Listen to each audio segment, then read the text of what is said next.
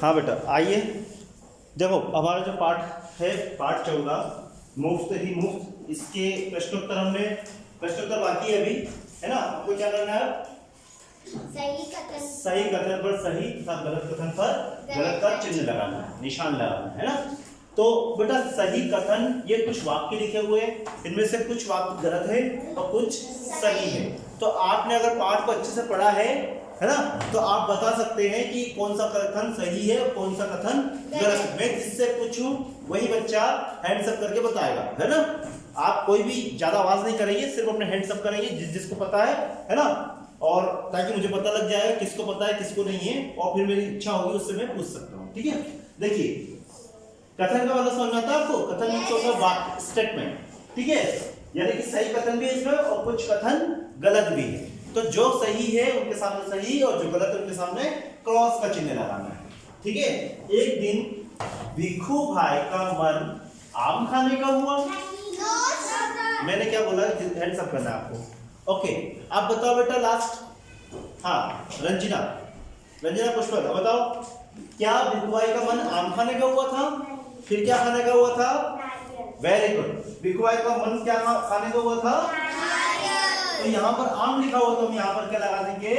Cross लगा है। आम गलत लिखा हुआ है, नारियल लिखा होता तो ये ऑप्शन सही था। ठीक है, सिट डाउन। उनकी पत्नी का नाम लाओ बेटा। किनकी? Very good. अब देखो यहाँ पर एक शब्द लिखा हुआ है उनकी, तो उनकी से मतलब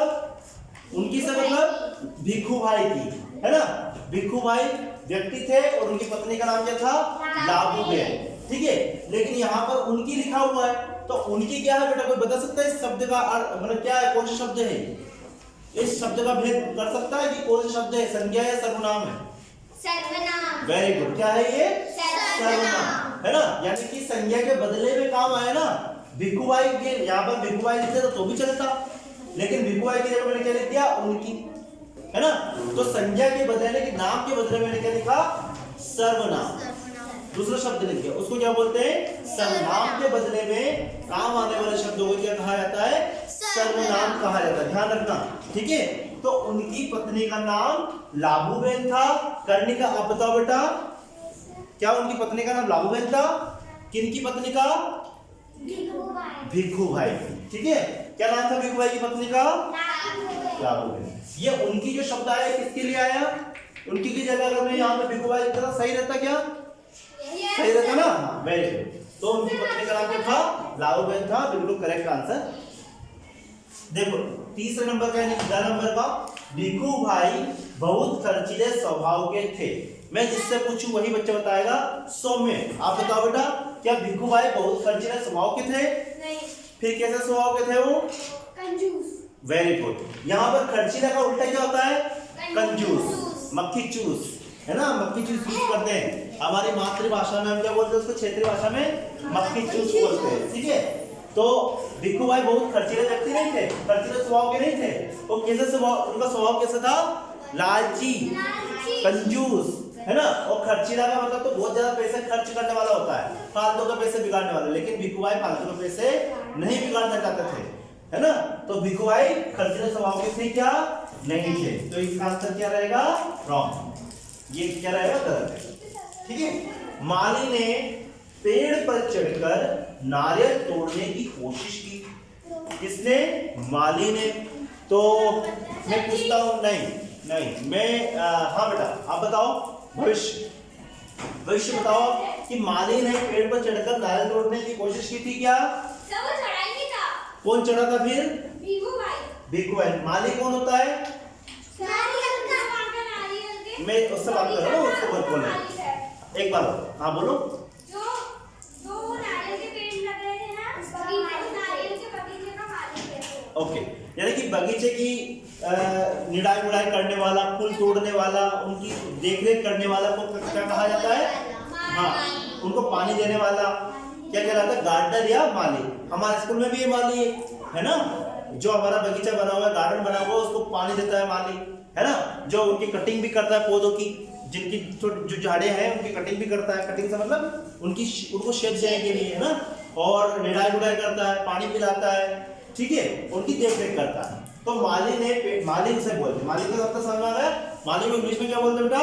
गार्डनर। ठीक है, मतलब ये गार्डनर जो होता है वो क्या करता है, उसने पेड़ पर नारियल तोड़ने की कोशिश की थी क्या? नहीं।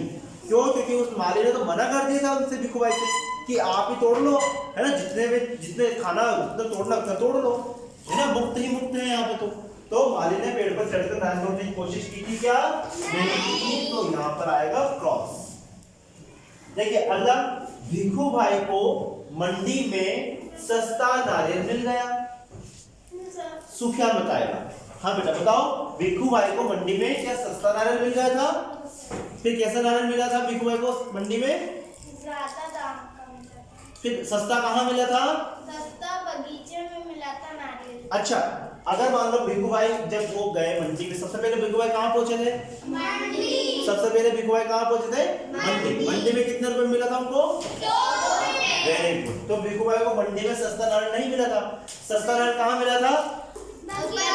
बंदरगाह पर। बंदरगाह पर, है ना। और बंदरगाह से सस्ता कहाँ मिला था? बगीचे में, नारियल के बगीचे में, है ना। तो भिखू भाई को मंडी में सस्ता नारियल नहीं मिला, उनको सस्ता नारियल कहाँ मिला था? बंदरगाह पर। तो ये भी आंसर गलत रहेगा। अब मैं जिससे पूछूं वही बच्चा करने का, आप इसको पढ़ो बेटा। लास्ट में क्या लिखा हुआ है? मंडी में कोलाहल फैला हुआ था। हाँ, कोलाहल का मतलब क्या होता है? इसको बता दो। शोर, है ना, शोर शराबा, है ना, ऊंची ऊंची। जैसे वहां पर बट्टा, कांदा, गोभी, आलू, इस तरीके से आवाजें आ रही थी ना, तो उसको क्या बोलते हैं? कोलाहल। ठीक है, तो मंडी में कोलाहल फैला हुआ था क्या? आप बताओ। हाँ, फैला हुआ था। तो ये क्या आंसर हमारा सही है गलत है? सही है। सही। देखो, आपको अगर एग्जाम में इस तरीके से आए तो आप कर सकते हो, है ना। ये सब मैंने आपसे पूछ के किया है और आपने पढ़ा था इसको। ठीक है, तो ऐसे ही बेटा आप अगर पार्ट को आपने अच्छे से पढ़ा है तो इसका आंसर भी आप अच्छे से बिल्कुल करेक्ट वे में दे सकते हो। ठीक है, चलो आगे और देखते हैं हम। हाँ बच्चों, देखिए अब हम इसके पार्ट के प्रश्नोत्तर पढ़ लेते हैं, है ना। वैसे प्रश्नोत्तर अगर आपने पार्ट को अच्छे से पढ़ा है तो प्रश्नोत्तर आपको ऑब्वियसली बात है, प्रश्नोत्तर आपको आएंगे, है ना। अगर पार्ट को आपने अच्छे से पढ़ा है तो प्रश्नों के उत्तर देना आपको आपके लिए कठिन बिल्कुल नहीं रहेगा।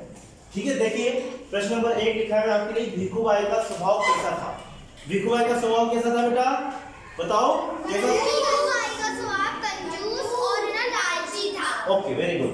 भिखू भाई का स्वभाव लालची व कंजूस था।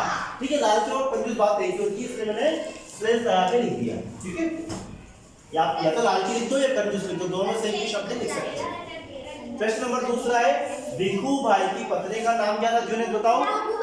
लाबूबेन। क्या नाम था? भिखू भाई की पत्नी का नाम लाबूबेन। अच्छा, कोई बता सकता है कि लाबूबेन और भिखू भाई कहाँ के शब्द हैं? कौन से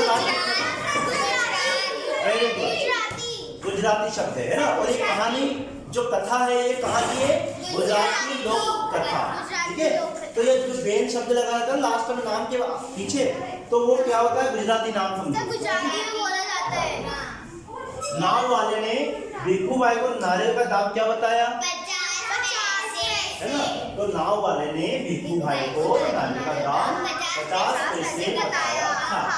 ठीक है, तो बेटा ये 2-3 प्रश्नोत्तर थे जो इंपॉर्टेंट थे, मैंने आपको लिखवा दिए। इसके अलावा आपसे कुछ भी आपसे मैं पूछूं, अगर मैं पूछ लूं आपसे